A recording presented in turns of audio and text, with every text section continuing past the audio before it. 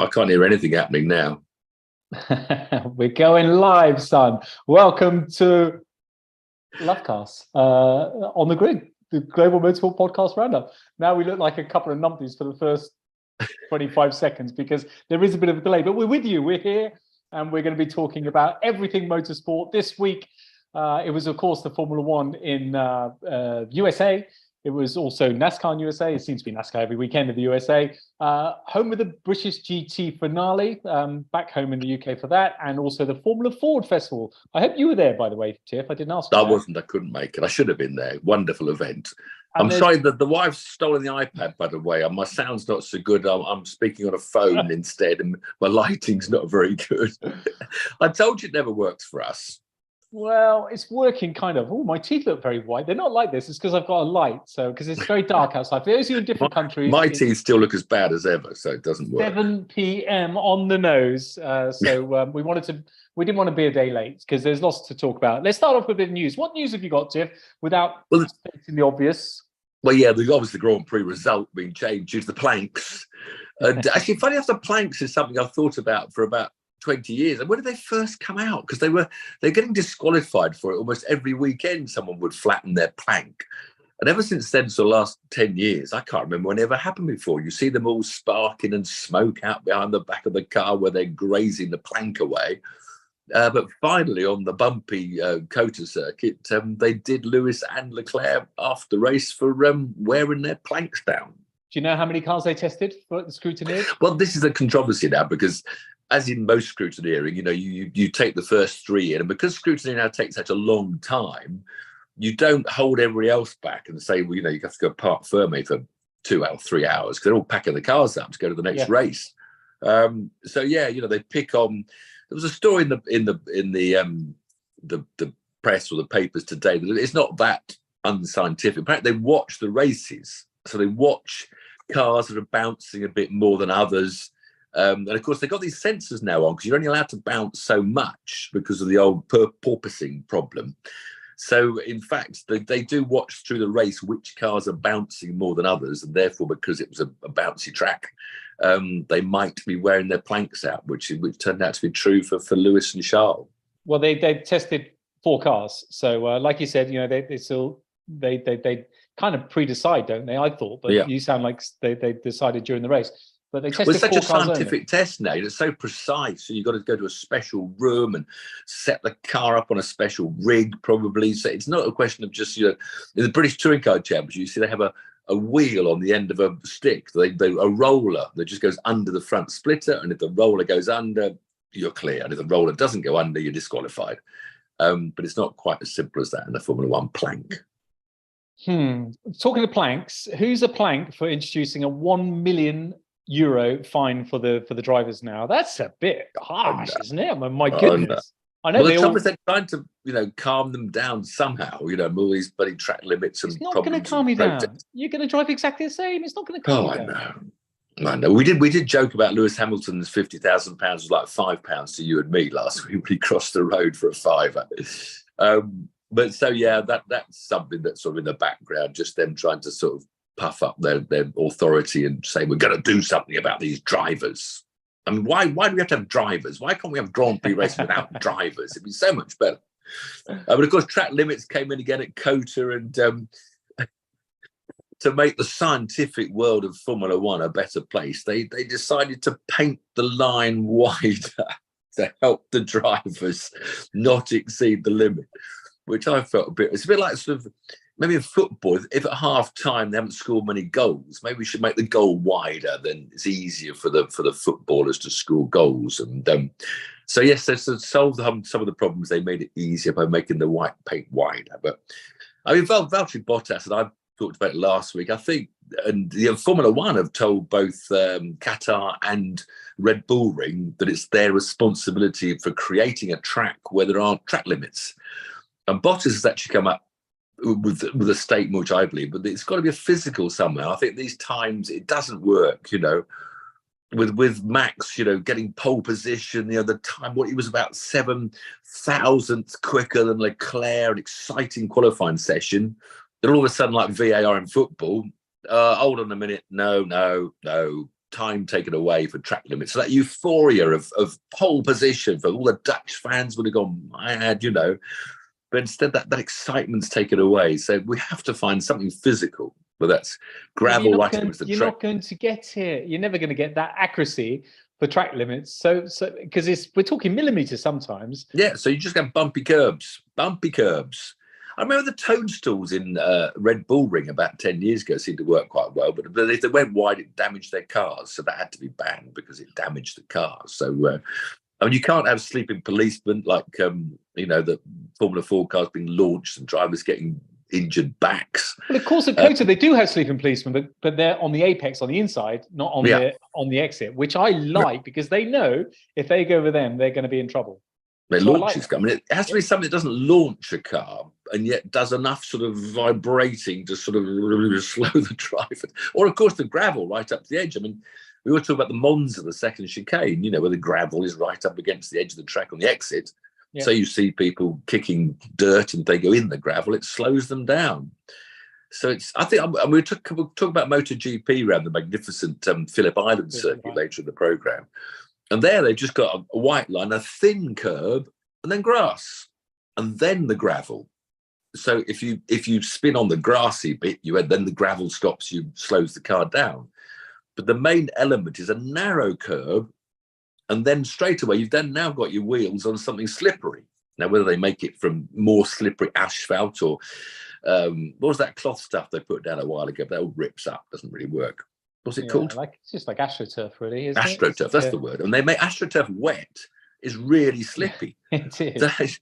You need something slippy, so a paint that's damper or slippy paint. I'll probably find out this weekend because it's going to be wet and there's plenty of AstroTurf at Brands Hatch, isn't there? You're bound to get done for track limits to driving a KA round, understeering round Graham Hill Bend. You'll be out over the track limits every 5 minutes. Right. What do you think about all these boys dressing up as cowboys in Austin, Texas, with a cowboy hat? I saw one driver's conference where Valtteri had a cowboy hat on and just looked ridiculous. Valtteri. And Lance Stroll was slouched. I did tweet about this, just not interested, slouched on the car. If I was his dad, the first thing I'd say before I sack him as a driver was sit up straight, boy, I said that to Oliver yesterday. We went for lunch. Oliver did some driving yesterday. And we on the way back, we stopped for lunch and he's slouching on his chair. Oliver, sit up straight. Sit up. So absolutely. My dad must have told. I still slouch as well. But when you're on show as an Aston Martin, ambassador, and for God's sake, at least make an effort. Of course, in the end, Lance had a good race weekend. He finished 7th or 5th or 6th, whatever it was, by the time the disqualifications came in. So that's another story for the race. But Lance did have the last laugh of the weekend, despite it just looking like this spoiled brat, which of course he is a spoiled brat, but we better not say that. Well, he's not necessarily a brat, but he's spoiled. But right, I've got 2 more bits of news for you. I don't think there was a single yellow flag yesterday. I haven't checked this or anything, but I don't think there was a single yellow flag in the whole race yesterday. Has that ever happened before? Yeah, I don't know. In the old days, it would happen a while, but because the trouble is, cars crashed, they didn't put a yellow flag out in the old days. They just shoveled them off the road and got on with it. Maybe they certainly didn't come up on the screen once to say there was a yellow flag in any sector whatsoever. And the last bit of news that I got, Tiff, is what do you make of Jake Dennis then? Because he's set to make his F1 debut. So former restart, Jake Dennis. Yeah, he's got a free driver. One. He could be like a Nick de Vries, making it back into Formula 1 via Formula E. But they all have to put someone out because that's the law. So there's quite a few drivers, some paying to be there, and others, a reward for being a loyal servant to the company. So, and who is he doing it with? Red Bull. Oh, with Red Bull. Yeah. He's never been a Red Bull boy, so that's quite interesting. Yeah, I didn't know what the link was there either. But you talk about young drivers. The other bit of news I had was there's this kid. I've got the name down here. I have to read it because I'll pronounce it wrong. This Italian boy, Andrea Kimi Antonelli. Now, he's 17 years old. Absolutely stunning. He's won so many kart championships all over the world. Stunning karting pedigree. He's won in Formula 4. He's won the Italian championship, I think maybe the German championship. Then he's done this Formula Renault Freca, they call it, Formula Renault Europe, or used to be Formula Renault. And he won that this year. And they've decided, his management team, to jump him. He's a Prema boy, so he's with the best team. He's always had the best cars. Straight to Formula 2. Now, they've already got Ollie Behrman. We've had our Ollie Behrman, the English kid that did Formula 2 at 17 and did a really good job. He had done Formula 3 before that and Formula 4 and stuff. And of course, he's tested for Ferrari, and he's also doing a free practice one for Haas in Mexico, I think, this weekend. But then, if you say, well, jump Formula 3 because you're such a talent, but then you look, he's a Mercedes protege, although he's Italian, he's a Mercedes protege, Antonelli. But where's the career progression? You've got to look further ahead. Well, there's not going to be many slots in Formula 1 for 2 or 3 or 4 years, maybe. So does he stay in Formula 2 for 4 years? Or I would have thought, if I was managing him, I'd say, well, do Formula 3 for 2 years and then Formula 2 for 2 years, and then maybe during that 4-year period, there might be a Grand Prix seat available to jump you up into. So this rush to get them up the ladder at such a young age, and then there's nowhere for them to go. So make your bloody mind up. 1 minute you're saying you want the youngsters in, next minute you're saying no, I do. Yeah, but they're not. Whilst Formula 1 is run as it is at this little 20-car clique, I agree, there won't be slots. Hopefully, at the end of this next season, there'll be slots, because you've got the likes of Hulkenberg, Ricciardo. They're all staying for another year, but maybe they'll go. Well, but yeah, I agree. If there was more progression of youngsters, then I'd say, okay, jump up the ladder quicker, because there'll be slots available for you. But if you look at the moment, anyway, look out for the name. He's obviously an incredible talent, so I think that's going to be fascinating to watch him racing in Formula 2. I think Ollie Behrman might be doing another year as his teammate, so that'll be something to look forward to in Formula 2 next year. Yeah, you've mentioned it before. I haven't seen him, but you've said that he's a bit of a mercurial talent. Can I just say one more bit of news? I said there was only 2 bits, but one more bit of news. I love this. So Sky Sports harp on every single week about, oh, God, we got to be sustainable and carbon net zero. And then Checo Perez puts on his story on Instagram, him and Max in his huge helicopters, side by side in the sky. Not even the. I know you can't have the two drivers in the same helicopter, probably for risk management, but I thought that was quite funny. All of us, they're telling us all to walk and get buses and go on the train. Well, there was some Twitter I saw with all the film of them all getting their jets after the last race. You know, yeah, I saw that as well in Italy. Very good. Right, let's move on to the race, because it was an interesting race. Yeah, it was a sprint race weekend. as well. So we have this. COTA. Yeah, COTA's a good track to watch. I don't think something that everyone bangs on about those first 7 corners, which slightly annoy me because I think they're the wrong way around. I always believe in it, like the Beckett's bypass at Silverstone, which drivers love because it's a challenge, but you can't. I don't like it going fast, then slower and slower and slower, because then you can't build momentum to exit and accelerate to overtake, like Hanger Straight at Silverstone, Formula 1 car. Absolutely. By the time you've gone through that long right hand at the tightest bit, you're dropping back because of aero. So by the time you get to the straight where you've got your DRS, you're too far behind. You can't follow close enough. And that happens in Austin. You know, they drop away slightly. And I just think that design is slightly upside down. Everybody raves about it. The Thruxton chicane is one of the best. The first element is the tightest, then the left is a bit quicker, and the final one is the fastest. So you can, first of all, you can break into the complex because it's the slowest corner, and then as you accelerate out, you get that momentum to create an overtake. Very few people overtake down to that hairpin, but mainly because you don't want to overtake, otherwise you wouldn't get the DRS unless you time it right. Loads of people overtook going down to that hairpin. Loads went down the inside, few went down the outside. There were lots of overtakes on that. T12 in there. I thought there was the most overtakes. It was a sprint weekend, and there's a lot of talk. Verstappen was quite outspoken, and I think he's right in many ways. Because they qualify for the Grand Prix on, when was that, Friday afternoon, and then they can't change their cars, and then the sprint race will then show the order they're going to be in for the Grand Prix, and they tend to be in that order for the whole Grand Prix. So it's another funny thing. The sprint race, like it wasn't because sometimes the sprint race is really good. Like the last one, when half the team went out on softs and others went on mediums, so it was a good race. But this weekend, it was a bit of a boring sprint until you think, well, what's the point of it? And apparently, the American crowd didn't bother to go out and watch the sprint race. But the weekend ahead was a good weekend for Formula 1 because we had both the sprint and the Grand Prix were pretty much dominated by 4 drivers in 4 cars. What was it? Because it was, where have I got it? It was Max and a Red Bull. and then Leclerc in the Ferrari, then Lewis in the Mercedes, and then Lando in the McLaren. Those 4 drivers pretty much were the stars of the show for most of the weekend. So it was really good to see 4 makes all in with a chance. And of course, Max was 6th on the grid for the Grand Prix because he went a little back line too much.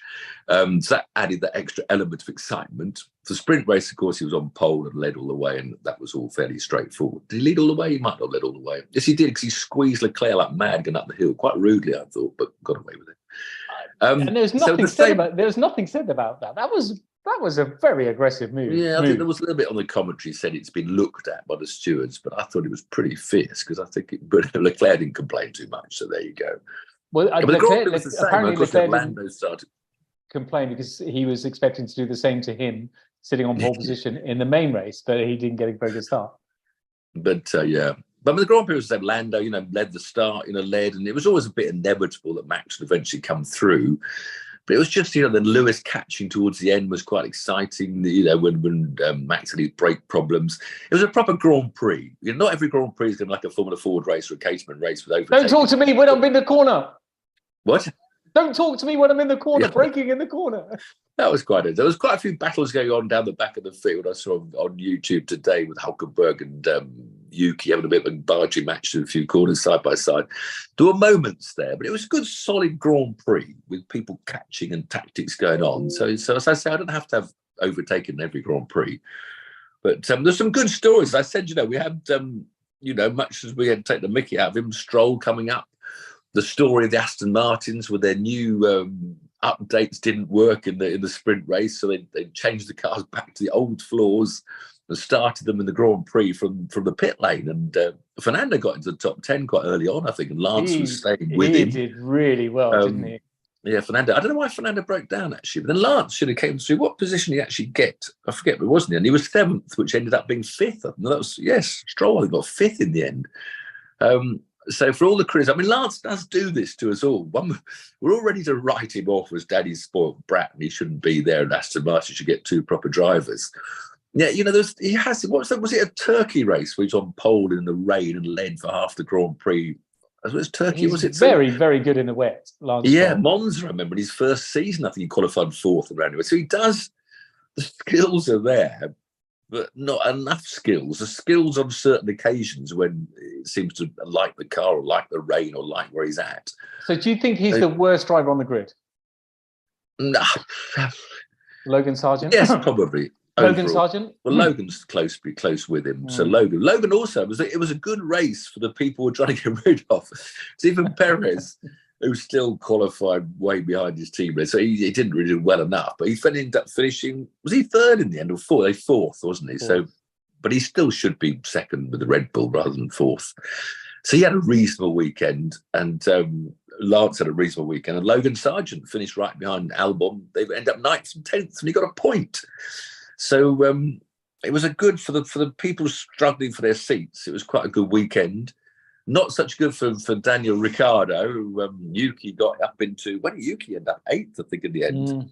And poor old Ricciardo out last of the people still running. He was right at the back. So Liam Lawson might have been chuckling away in the pit box, thinking, see, we get the experienced boy. His strategy didn't go very well, and we'll come on to Charles in terms of the worst strategy. But Ricciardo, his strategy didn't go that well, but still. I would take Liam Lawson. I'm sorry, I would take Liam Lawson. Well, I'm with you on that one. In terms of driver's ability, not in terms of selling baseball caps. But it was good. It's good. It was good race. Good Grand Prix. I do like what Crofty said when he said, "Oh, Max is so mature now. He's a really mature driver. He's just biding his time." He's not mature. He's only mature when he's 20 or 30 seconds in front and he's cruising. Yeah. As soon as the pressure's on, he turns back to his old self. And that's why I'm looking forward to next year. If the likes of McLaren can put it together, which it seems like they are, if Mercedes can get back up there, if Ferrari can be a bit more reliable and get their strategies right, it's going to be interesting. And I'm telling you what, he will be throwing his toys out the pram left, right, and Chelsea. Yeah, he'll be back to those old dive bomb passes again. Desperate passes. He is a class act. He really is. But I just wish he'll just curtail that a little tiny bit. But you know what it's like, Tiff. you got the helmet on, you're there behind you know what it's like. And then as soon as that finishes, you're a different person. And we've all been there, and you blame somebody, someone gives you a tap or a nudge, and and then as soon as you finish, it's like, oh, this is ridiculous. But, yeah. I don't know what was wrong with his brakes. Nothing. He doesn't actually explain. It was just the feel, the pedal he sort of talks about. I mean, obviously he didn't seem to be braking particularly early. He didn't seem to ever overrun the apex because the car hadn't slowed down enough. It was a bizarre problem. But because he's incredibly sensitive. One of his skills is feeding back to Red Bull what the car's doing. Which, by the way, sorry to interrupt, you and Chris Harris are probably the best at that as well. You both understand the mechanics of a car and can feel these things that I can't. Yeah. Max talks about this. He gets really upset with gear shifts, doesn't he? If they're slightly clicking in, and not working for him, he complains. So and they're all so calm, aren't they? We talked about, Qatar, they're all exhausted for the first time, which is quite nice to get them a bit worn out occasionally. They're all just chatting away on the radio, about these things with incredible detail without getting exhausted. Yeah, but I think he's still got a few years to mature. George, I've made a note of. George, where was George all weekend? The Russell boys seemed to be well off it. Maybe his floor wasn't quite as low as Lewis's. Maybe he was slower. I wonder if they tested the rest of them, what would happen. There's a few people that asked some questions on YouTube, but why were Hamilton and Leclerc disqualified? And I think we covered that already. That was because of the floor, because they didn't have a chance. Because of the sprint race, they didn't have a chance, the engineers, to evaluate perfectly how much wear and tear was going to be. So they didn't quite get it right. And dare I say, probably some of the other teams would have been the same. And a couple of people, Aiden, Lance showed us good drive with his podiums. I agree with that. And Thomas says thanks for the podcast. So thanks for listening, Thomas. Thank you very much. So should we go to the booing with Max? Because I didn't hear it. I didn't bother to listen. Was this on the podium? Yeah, on the podium. But an insider said they weren't booing at Max. They were booing at the governor of Texas, who was giving him his award. But that's not right, because Max was on the stage with his trophy, and that's what they were booing. There's no one else around. But it's a shame. We get it. We're massive sports fans. We go to football a lot. And you get it. If that's what makes football, you get the booing and the chanting and everything. So they boo in NASCAR. They boo when the drivers are introduced. The ones they don't like. I mean, it's part of the modern world. I think you have to just move on a bit. I wouldn't get too upset by it. It happens. Can I just say about Lewis's strategy? Because I mean, it's a good job he didn't win, really, if he got disqualified afterwards. But if Mercedes maybe pulled him in a couple of laps earlier, maybe he would have called him up. And I couldn't work it out. Were they? I thought they were leaving him out with the idea of making a one stop. I think they were, but they just realised it just was never going to happen. Because he started bleeding. He was losing up 3 or 4 seconds, or he was losing big time. Exactly. Staying out. So I think that was the original plan, was to go make a one stop of it, but that didn't work. As Mr. Leclerc will tell you, it won't work. And the other thing is that in terms of the pit stops, now I get the drivers are better, and I get that some of the cars are faster, and Red Bull have really got everything together. But when you're losing over a second on each pit stop and you're trying to do the undercut, overcut, whatever it may be, that's a big difference, especially when you've got 2 pit stops in a race. Because you've got the likes of McLaren now, their 1.8 second pit stop. They're nailing the 2 second pit stops. Red Bull have always done it. Red Bull have always been incredible. But Mercedes, not many of them start with the 2. They're all with the 3. But if you would think if you could just get that to a level sort of 2 seconds or 2.4 I hate pit stops. I don't like these pit stops. But I'd rather it was 10 seconds. I'd rather mechanics did have an influence, and I'd rather it prevented people going to stop so often. Okay, well, let me get a comment from you then. What do you make of Charles Leclerc's strategy in terms of, shall we go for A, B, C, D, E, F, or G? Bless him. It must be so disheartening. You qualify on pole position, and then you've got a few laps to go. That's the impressionist. He's done a brilliant Twitter today. Have you seen the impressionist whose name we always forget? Oh, Connor Moore. Yeah, he's done a brilliant one. He's done the pitbull people strategy at Ferrari today. So look for that. Connor, brilliant. So funny. Very good. Okay, so overall, good Grand Prix. We happy? Yeah, good. 7, 8 out of 10. Solid, entertaining strategy. Not overly exciting. Didn't leap out my seat at all. But yes, it was solid Grand Prix. A Grand Prix should be like that. Strategy, challenge, people closing in, attacking, but maybe not always overtaking. And also at COTA, we had the ladies, they were racing. Yes, the F1 Academy. We've been waiting for a win for a Brit for a long time.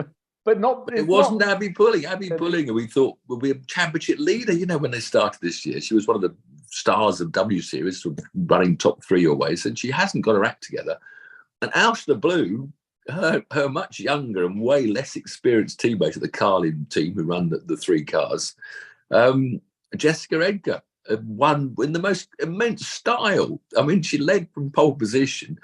And she was challenged in the first few corners and just got her head down. I've never seen such a, talk about smooth run to the finish. And even when she got pole, she's the shyest, you can't say little thing probably anymore, shyest young girl, whatever words you can say now without insulting anybody, I don't know. She's an incredibly shy young girl. She didn't whoop when she got pole and was almost very nervous being interviewed. She's got big, long, plaited ponytails. And yet she drove the most mature race that I've seen and led from flag to finish in incredible style. It was wonderful to watch. I thought that's a wonderful way. Her cousin, of course, is Johnny Edgar that raced Formula 3 this year. And apparently all the Edgars have been involved in motorsport to some extent. It's a huge motorsport family. Her father was a racing driver, or I don't know, But she never won a car race. I mean, she had sort of a medium of success in karting. Then she went, I think she did GB4 for a couple of seasons, or at least one season. And never, looked like she was going to suddenly be a star. I think she did W Series last year. I think she did, but was never up the front. But this year, she's had a couple of podiums earlier on. And then out of the blue, this wonderful lights to flag finish. It was so impressive and so good to see. But I don't know where it's all going, though. Again, it's, Marta Garcia, the Spanish girl who won the first race of the 3 of the weekend, because the reverse grid was won by the Emirati, the 2 Hamda Al Quabasi.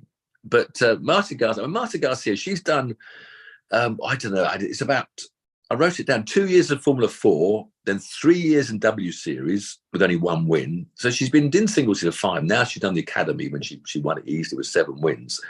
But in 2017, she was a Renault Sport Academy-sponsored driver in Spain. But they dropped her because, the results in Formula 4 weren't good enough. So, she's won this thing now. I don't think she can come back next year as a rule. So, of course, now, they're going to have to put Marta Garcia out into the big world. And they're talking about, they talk so well. We've got, who's the MD? Susie Wolf, of course, was talking so well. And everyone's saying, we've got to look ahead and we've got to program these girls and give them advice and get them into the right seats, which I always talk about. Prema seat or something is usually the best. And, of course, Marta Garcia was in a Prema car winning this year's Academy Series. But, even if they get into the best seats, like Jamie Chadwick did in the Formula Renault Winter Series, they then got to perform if the dream is going to become the dream. Or maybe it's just that it's such good entertainment that we'll get more girls in, and then we maybe will find, as we keep on saying on this podcast, the Maxine Verstappen or the Louise Hamilton, that she's out there somewhere. But when you look down to the ranks of karting and Formula Academy, there's no really outstanding female drivers.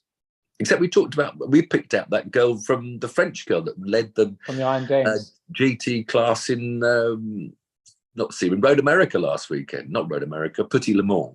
Yeah. So, I was saying at the end of our last pod, get her into a single seat. But they're all fast. They're all fast. All those 3 are fast. The Iron Dames. Yeah. That one, the 19-year-old with less experience, the one the Ferrari Challenge. I don't know. But it's a lot of good talk. There are some very fast ladies out there, super fast ladies out there. However, if you want to be brutally honest and put it a direct head-to-head, they're probably going to get pipped by the men because there's just so many more guys in the sport.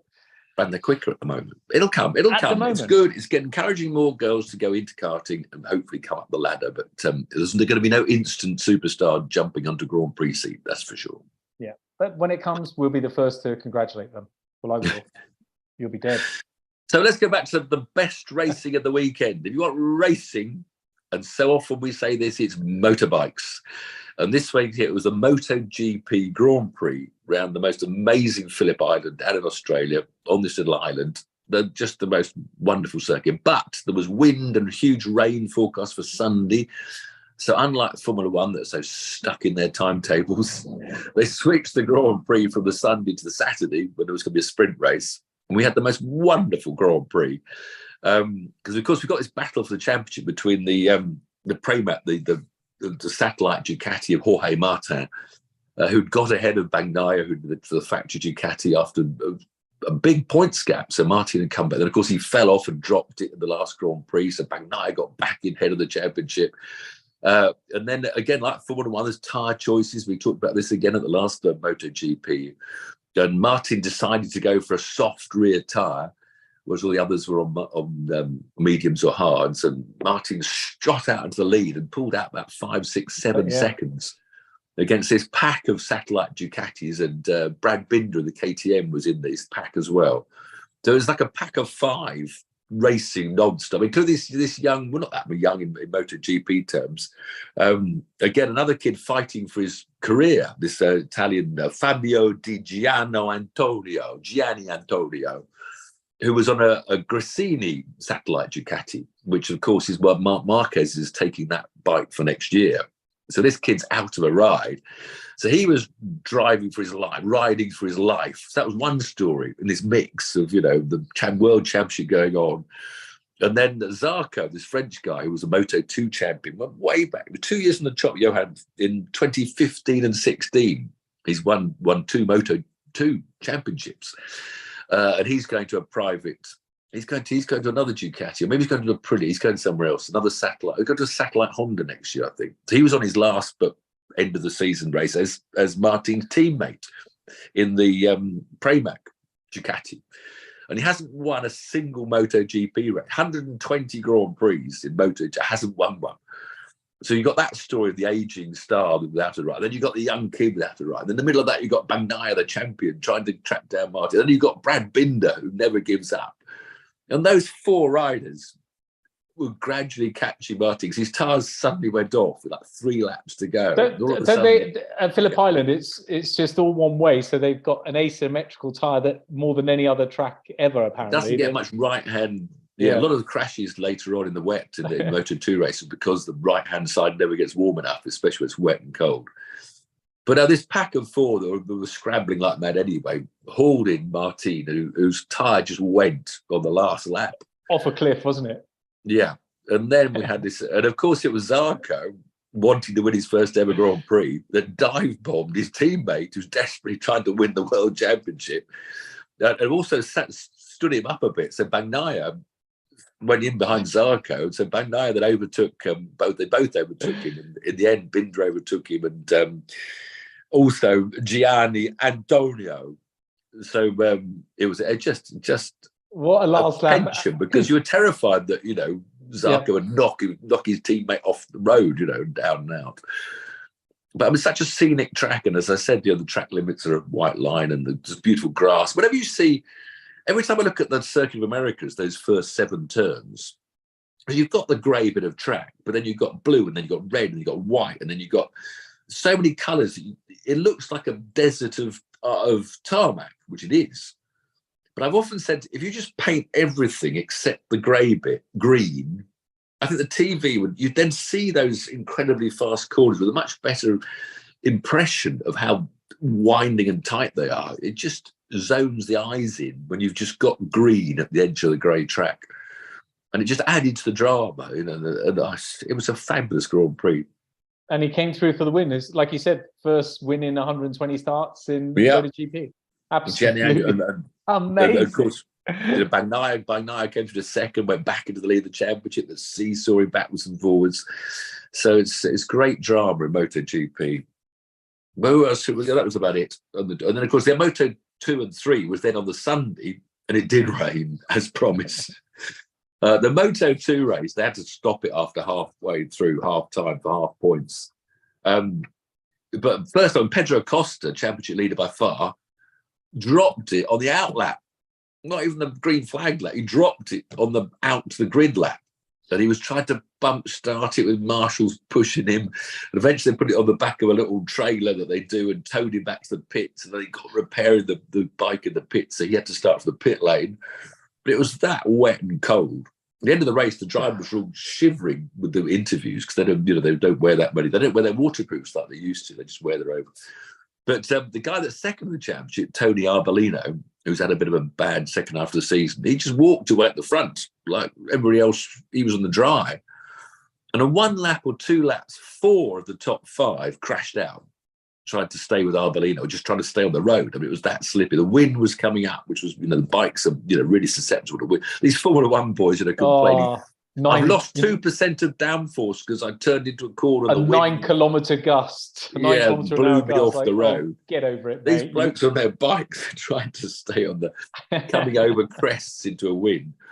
Yes, so 4 of them went down, including those 4 was poor old, who did we lost? We lost the 2 British boys, Jake Dixon and Sam Lowes were amongst those that went down. It was just so difficult. In fact, only 20 of the 30 starters finished, and Arbolino was just out. But the one good news for British, Rory Skinner, who's learning the ropes in Moto2, and he's been at the back. In fact, he qualified, 28th of the 30, and he came through to finish 12th. It's a huge up for Rory Skinner, who survived the most atrocious Grand Prix while the more experience faded. But the shame for poor old Arbolino was he only got half points because they stopped it. So he's trying to catch, I think when Acosta got back through to, I think about 9th or something. So he got some points on the back of the grid. But it's a bit cruel. As some of the commentators said, he should have double points for finishing that race halfway through. So again, entertainment, but just the conditions were horrendous. The Moto3 race went before theirs, and they actually finished the whole race. They completed the whole distance. But really disappointed for the Brits. We keep on trying to support these Vision Track boys, the 2 Brits. Scott Ogden had an electrical problem with his bike. He kept on breaking down and going out laps for qualifying and free practice. And he didn't do a qualifying lap within 105%. So they wouldn't let him start. And of course, Scott's the one that stars every time it rains. And bless him, he answered my tweets. They asked about, why didn't start. So he tweeted back, and that's the rules. And he seemed to shrug. He actually admitted, he said, I might have won, or I might have fallen off on the outlap like others did. So shame for Scott. But Josh Watley is his younger teammate, he's now 18. He was 16 when he started. He really seems to be coming on. And he qualified 26th again, not that good, but he came through the 14th, had a really good run. So Josh is beginning to pick up and go better. So I'm hoping those 2 get another year next year. And of course, Moto3 is all about these 3 riders that are all so close on points to the front. The 2 Spanish boys sandwiching Ayuma Sasaki, the Japanese. And Sasaki led most of the way and looked like he might win and have his first win. He's finished second 5 times or something. But Dennis Oncu, the Turkish boy, came through and took it on the last lap away from him, and he didn't resist too much because he wants the championship points. Because the other 2 in the championship, like Han Masia and Dennis Holgado, they had they finished 8th and 13th, didn't seem to like the conditions, didn't want to risk it. So Sasaki is now just 4 points behind Masia in this wonderful battle for the Moto3 title, which is going to run till the end. So great entertainment by the bikes at Phillip Island. A beautiful circuit to watch as well. Jez Wick said, you can't say anything without upsetting somebody anymore. I agree with you there, Jeff. It's a shame. Where are we going next, Tiff? Back to America for NASCAR. When it was the second of the 3 rounds that will decide which of the 8 still in with a chance to take the championship will down to the last 4. Kyle Larson, of course, has made a spot in the last 4 by winning last weekend. And looked for those who don't know, Tiff is Kyle Larson's #1 fan in the whole world. He's number 5. Number 5 is my lucky number. Jim Clark won the world championship number 5. I've always been number 5. Why is your race car number 69? Your Formula 4? That's the Lotus 69. Simple. Why didn't you get number 5? Bit of tongue-in-cheek laughter. 69. People always giggle about it on Twitter. Larson looked like he was going to win again. I mean, he's had the quickest car combo. But he stayed out. He won the stage 1. And then where was it? Sorry, where was NASCAR? In Florida, in Homestead, Florida, 1.5 mile. Good track. But in the second stage, he was one of the earliest to pit for tyres, middle of stage 2. I think he ran out of rubber and dropped about 3rd or 4th at the end of stage 2. And he was then coming back through the field in the final stage that would take them to the finish line, and was about 5th at the restart, was gradually hauling in Ryan Blaney, got up to 2nd place. And then I'm not sure it was a yellow or they both going to pit. They were both pitting under a green, so they're both going to pit. Blaney was going to pit. And Kyle, it was a bit in the race last weekend. He got it really sideways and won. Had a super save. So he was so near to wrecking, and he went on to win. He hit the wall with a tail and lit up the rear tyres and did the most amazing save. And he always, because he wants to win and dominate, he always seems to be right on 100%. Never saving a percentage. He's always closest to the wall every time he comes out of a corner. So he'll run millimetres to the wall and occasionally kiss the wall 150 miles an hour just to be half a mile an hour quicker. And this time, Blaney had about a 2-second lead or 1 second lead, and they both headed for the pits. And Larson he wanted to close right to Blaney's bumper when they hit the speed limit line. So then they go to the pits, and then if his pit crew is 1 second or 2 seconds faster, because they have to have 4 mechanics and only 4, and it's a proper pit stop, he might go out to the lead at the restart, and then he would be lead all the way the rest of the way. But he totally misjudged Blaney's braking. It seemed to be approaching about 10 miles an hour faster, although apparently the commentators said when they looked at the time tracking that Blaney did go to 45 instead of the 50 limit. But Larson just couldn't slow down. So he did clip Blaney, but instead of going straight into the back and killing Blaney, he moved to the right. And then, unfortunately, the end of the pit wall was right where he met, and he just slam dunked the barrels full of sand that protect the end of the pit lane barrier entry. And that was the end of his race.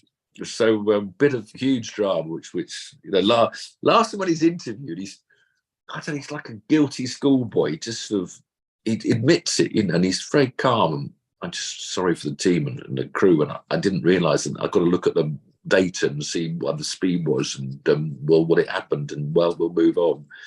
So anyway, that was the major drama of really, because it wasn't a very exciting race. Again, tactical tyres, but the story really is Christopher Bell, who lovely when team managers and radio communications, because he had a bad first setup. So again, in NASCAR, he got such a long race, so many pit stops.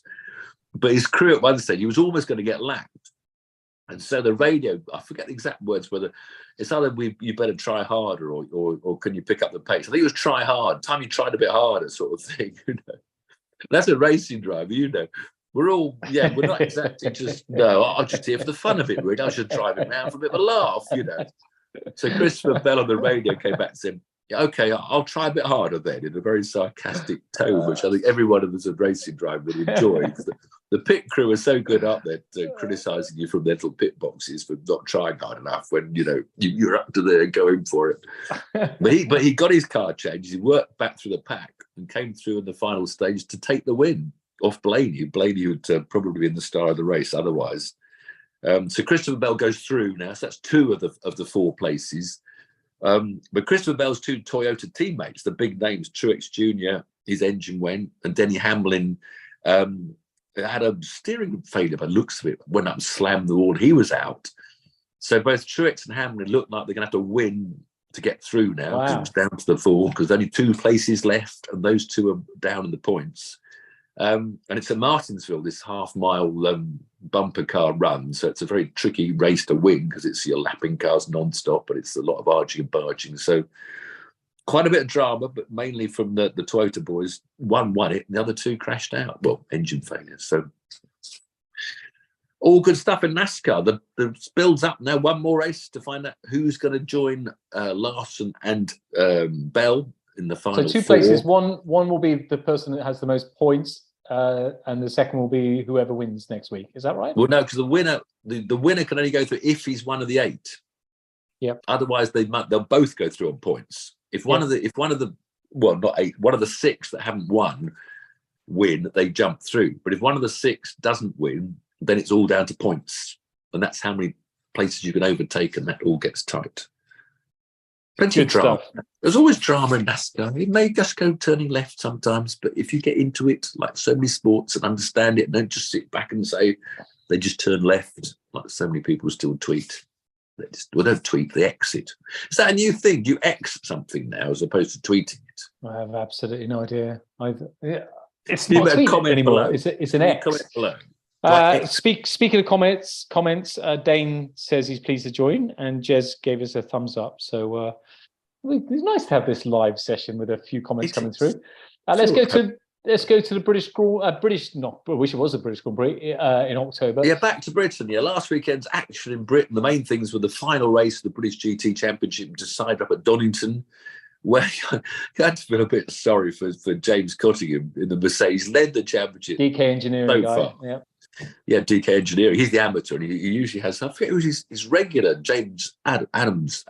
Oh, I should know the name, but he couldn't be there because he was committed to racing. He had a new teammate Philip Ellis. But he was on the grid before, really nervous, saying, the main thing is just to stay out of trouble. I got to stay out of trouble because, you get penalties and you can get everything. And I'm going to stay out of trouble because they had a big points lead. But in the end, just towards the end of his stint, there was someone spun off on the entrance to the main straight at Donington. And there's a big pack of slower cars ahead of James. And he sort of went to the left. And I think he didn't see the flag as quick as others. And I think before he'd slowed down, there was a car right in front of him. He'd overtaken a couple. And then maybe if he'd realised it and dropped back and given those two the place back, he might not have been pinged. But instead, he didn't give them the back.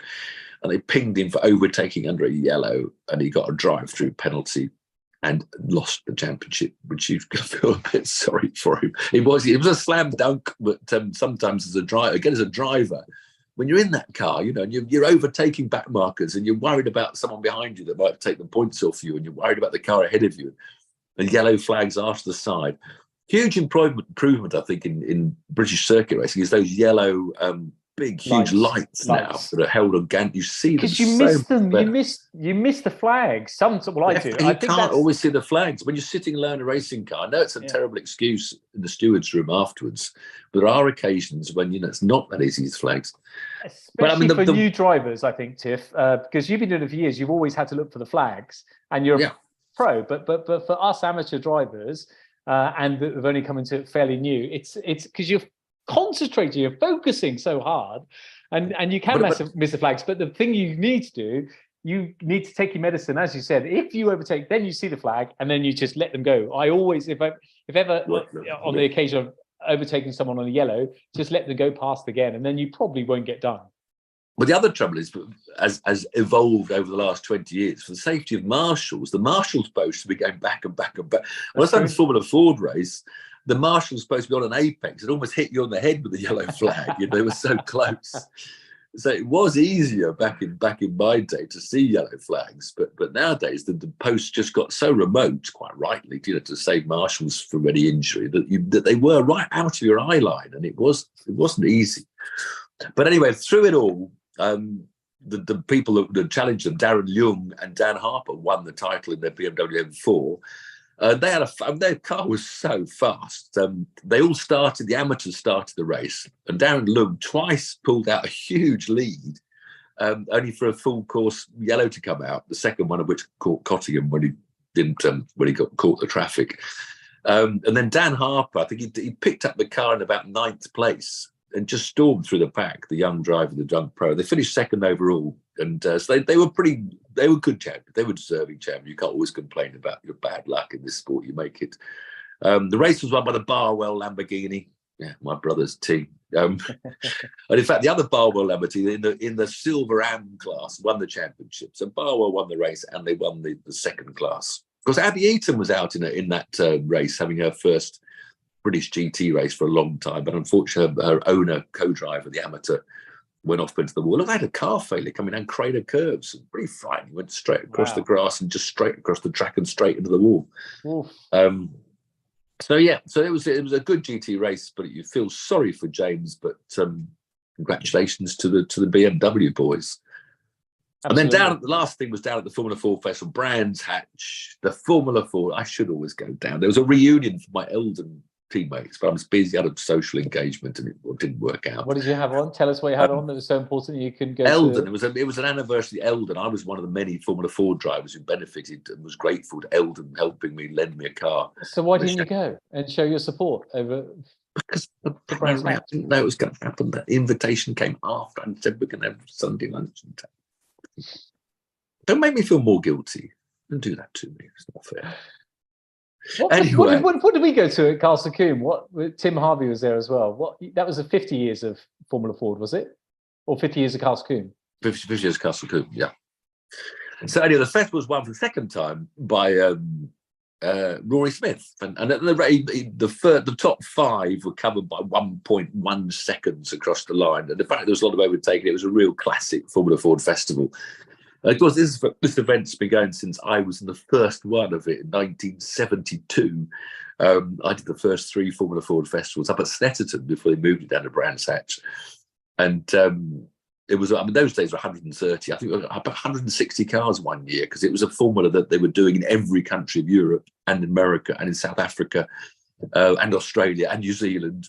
So the cars began to come over from all around the world. You know, Schumacher was doing it and Senna did it. No, Senna didn't do it. He refused to do it because he fell out and didn't do it. I thought Senna did do Formula Ford. He did Formula Ford, but he won the championship. And then because they wouldn't pay him money, or he got a bit big-headed about it, I don't know. For some reason, he didn't come. And I think Rory Byrne took the car and won the festival. But in the old days, it was a magnificent global challenge and a huge thing. But it's now it's more of a national club championship, and it's not as big as it used to. But it's still such a great single-seater championship where drivers that aren't going to be maybe Grand Prix superstars, but you know, they race single-seater and they're very talented. Which another tweet I did was with this Formula One Academy, which is growing and growing. But I've now come up with an idea that there should be a parallel championship for people that can't afford to leave karting, or for people, you know, for low budget. So someone selects 16 drivers, like they selected the 16 girls for Formula Academy. You can have 16 boys. They just don't have the budget because, you know, we've got diversity. You've got black and white diversity. You've got racial diversity. You've got sex diversity, male or female. But you haven't got a financial diversity, have you? You know, because in motorsport, it's all favouring the rich hugely. Maybe we should have a little bit of help for the poor. How about that? Yeah, I'm all for that because I'm poor. I need some help. No, but joking aside, yeah, I think absolutely for working class families, that you got someone that's got a load of talent. Well, they all give up. Lewis Hamilton famously was from one of the very few that came from a. Yeah, well, Lewis wouldn't have got anywhere without, you know, Ron Dennis and McLaren paying for all his Formula Ford and Formula Atlantic and everything else. You know, he could have got missed out for not having enough money to get anywhere. The world's best ever. Yeah, we need something to help because especially because budgets. I mean, this, you know, what was it? The Formula 4 Middle East in January and February, we talked about it. Was it 54 drivers? You know, 16 and 15-year-olds living in the Middle East in hotels with their engineers and their team managers and their fathers and their parents. For like 9 weeks or something. I mean, most kids, they couldn't afford a 5-day holiday in the Middle East instead of a 5-week. And so you really got to have so much money behind you now to get into Formula 4, let alone anywhere further. And so, you know, because the Formula One Academy is Formula 4 cars, it's very much the entry level now, whereas W Series was a slightly higher performance car. So they're loading it now to be the entry level girls. And there should be an entry level, diverse, underfunded boys championship. Or mixed. Or mixed ability, just on ability, not on sex or... No, I'm happy with the sex. If you start mixing ability, then we'll have the problems again, and maybe the boys will win a bit more than the girls. No, I think keep the girls. I like it. Just keep the girls, but let's have a boys diversity, financial diversity championship. Okay. So it was a good festival for Formula Ford again. Yeah. It's always a good festival.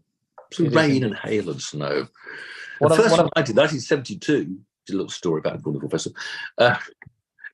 They did a 45-minute race for some reason, and it was the old Stetson circuit, the old Stetson circuit, wonderful racing circuit. They did 2.7 miles, had a long straight to hairpin before it came back to the modern S's.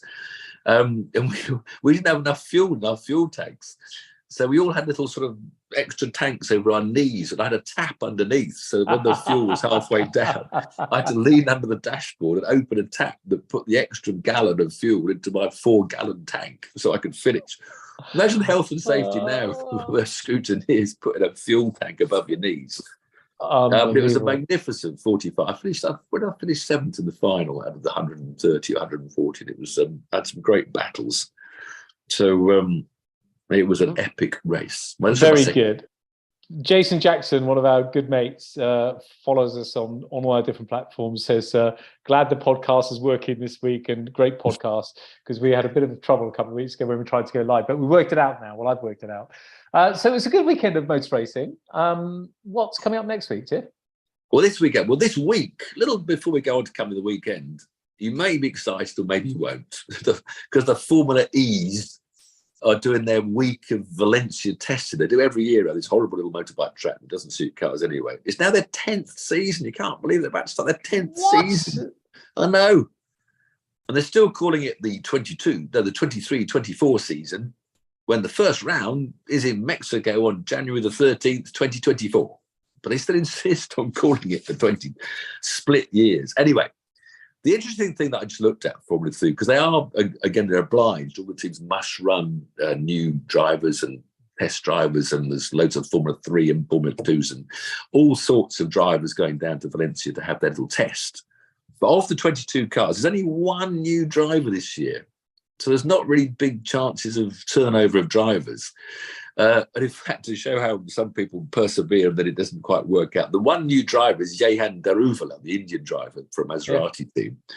But he's done, to show hard, he's done 3 years of Formula 3, even a Red Bull-backed Indian protege, and then 4 years of Formula 2 before he finally got this Formula E drive, which he's got this year. The other thing I looked at all the drivers, and amazing how few drivers stay with the same. Most of the drivers have been in 3 or 4 teams. It's like a merry-go-round of Formula E drivers that leave one team and go to another team. I wonder why that is. That's very unusual, isn't it? I know. In fact, there's only 4 drivers that are with the same team they started with. Mitch Evans has done 7 years with Jaguar. Jake Dennis has done 3 years with Andretti. And no, this is guys that haven't raced another team. Dan Ticktum's done 2 years in Neo, and Jake Hughes did 1 year at McLaren. Those are the only 4 drivers that have been a one-team Formula E driver. And only one new driver joined this year, Daruvala, for Maserati. So it's a funny little world, isn't it? I think De Grassi's been with 4 teams now. He's done all 9 years, but been 4 teams. Norman Nater, he's done 3 years and 4 teams. Jean-Eric Verne done all 9 years before in 4 different teams. It's a funny world. Anyway, they're going round and round Valencia all week. Don't know why, but they are. Next year, we will go to a Formula E with Cupra, and we will see what it's like, because they've very kindly invited us. So we'll do that next year with Cupra. What else is coming up this weekend? Well, Formula 1, Mexico. Always a good fun at Mexico. Good track. That amazing section, that infield section inside the baseball stadium, where the crowd seemed to be, the crowd are louder than the car. Formula E, the race quite full, but I think you hear the crowd above the Formula 1 cars because they're so crowded. It's a bit of a Mickey Mouse silly section, and I never get spectator. I know they all go for the event. We always talk about this now. You go for the event because you've got a Monaco of the event, and you sit on a yacht, and you only see the top of crash helmets going by occasionally. You don't see any racing. But in that stadium, if you're right at the top row in a huge crowd, you look at these little sort of scale X-Trix cars because it's a really slow section. Whereas, to get excited about motorsport, to me, you've got to be on a fence with the cars 10 feet away from you, if you like the old days, that lured you into the sport. So it's a shame, really, that they can't get closer to the action in a lot of these Formula 1 tracks anymore, because that gives you the buzz. But that should be good, Mexico. I don't know who it favours, the low, the high altitude. I think we know who's going to favour. Maybe it won't help Max so much, because maybe if the air's thinner, his better aero won't be so much better. I don't know. What happened last year in Mexico? I can't remember. Max is fairly safe. I think it's all about who's going to get second, third, fourth. Well, Lewis loses. I mean, Lewis now has 2 races on the trot, lost big points. What happened the last weekend? Last weekend he's got disqualified. He crashed into George. He crashed into George Russell. George crashed in Hong Kong. Which was the one? No, Lewis crashed into of course, George. Yeah, first quarter, yeah. So that's 2 races on the trot where they've let Perez off the hook for this second place. The MotoGP Thailand, that's got to watch that. That's just so exciting at the moment. World Rally Championship is this European round, which is I think it's a bit in Germany, a bit in Belgium, and a bit in France or something. They're calling it a European round, where I saw Kalle Rovanperä may finally tie up his second consecutive title. But I mean, there's only one more to go after this. So it's penultimate round of the Europe, WRs, before they go off to Japan for their final round. World Superbikes down in Jerez. And that's a good little track for It's bikes. a good track for bikes. Cars. It's a good track, always quite spectacular. And also a huge crowd. That they got a natural amphitheatre down in the sort of penultimate corner. Great crowd down there, bike fans. We got Aussie Supercars having their penultimate round. Then into Japan, talking of Japan, Liam Lawson, the last round of the Super Formula Championship. And I think he's 8 points behind the Japanese championship leader. So Liam, we're really hoping to at least win that championship after having such a great year, which crown off his year if he can get that title. So that'd be interesting. And as we said before, NASCAR go to the half mile of Martinsville to decide which of the 6 drivers are going to get the final 2 slots. And finally, some blokes going around Brands Hatch in a car. What a Ford car? How old are they? Are they like 10, 15 years old? Do we call it a KA? Do Ford call it a KA or a car? I never knew. Know. My boys had a KA. We called it a KA. My boys learned to drive in a KA. Did it have a CD player? Why would that be? Or a tape player? Because I've got to do a stint for 2.5 hours, so I think about taking a CD. Have you found out it's that long, your stint? Yes, 2.5 hours. No, you can't go round and round Brands Indy. So you'll get black flagged for track limits. You'll get bored, then you'll go track limits, and then you'll start swearing to the stewards because you don't like that. No, I will not. How many cars in this race? I don't know. I don't know how many cars. Rob from VBox messaged me today. I did get back to him.